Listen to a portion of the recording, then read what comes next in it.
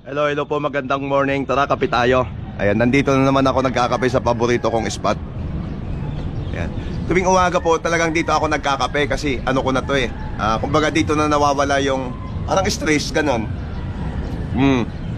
Ayan, may laman na yung baso ko, magic baso ko.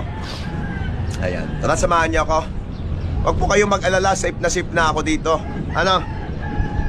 Safe na ako dito. Yung mga nambabas po sa akin, huwag po kayong mag-alala dahil safe na safe po si Boss Idol dito ngayon sa pinagkakapehan niya, ano? Sapagkat kung inyong makikita ay may tali sa aking likuran. Ayan, nakatali na po ako.